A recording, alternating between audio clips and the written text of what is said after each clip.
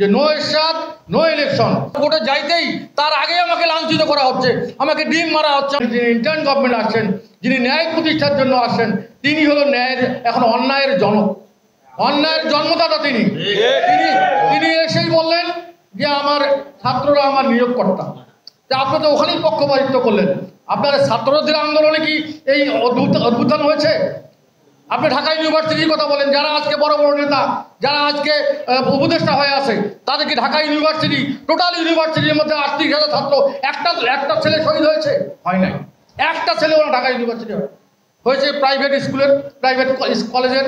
প্রায় আমার খেলাওয়ালা, আমার মজুর, আমার কৃষক শ্রমিক, অন্যান্য রাজনৈতিক দলের যারা নেতা, যারা বৈষম্যের শিকার, তাদের সামগ্রিক আন্দোলনে আজকে এই সফল হয়েছে। আজকে তারা একক দাবিদার হয়ে গেছেন। এক্সট্রিম মশার কয়েল প্ল্যান্ট ফাইবার দিয়ে তৈরি, ডেঙ্গু চিকুনগুনিয়া বাহি সহ যে কোনো মশার বিরুদ্ধে দেয় এক্সট্রিম সুরক্ষা।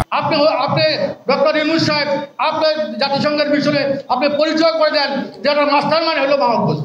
তাহলে আপনার মাস্টার মাইন্ড মানে কি? পরিকল্পনাকারী।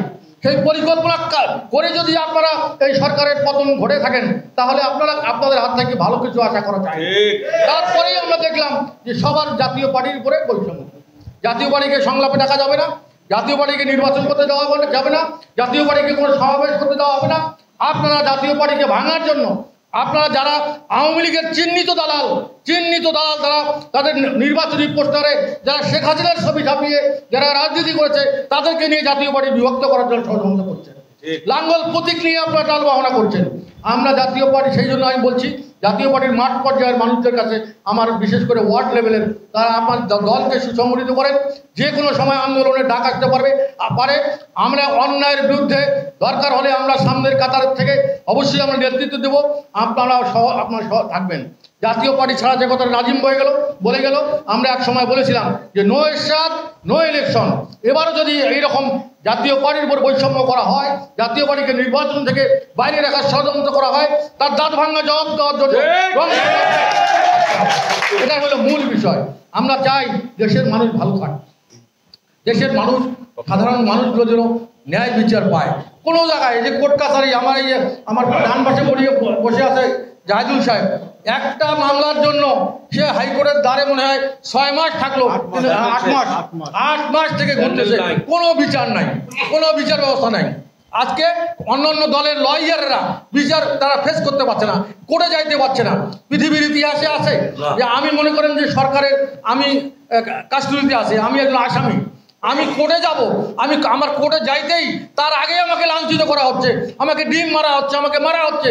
এটা একটা অসভ্য জাতি হিসাবে আমরা বিশ্বের বুকে একটা অসভ্য জাতি হিসাবে ইতিমধ্যে আমাদের প্রসার ঘটেছে।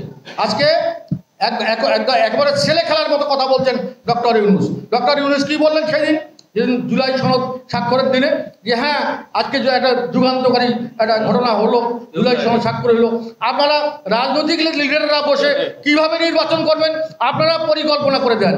আরে কি আহাম্মকের মতো কথাবার্তা বলে, আমি কিছুই বুঝি না। একটা রাষ্ট্রপ্রধান, সে প্রধানমন্ত্রীর দায়িত্বে আছে।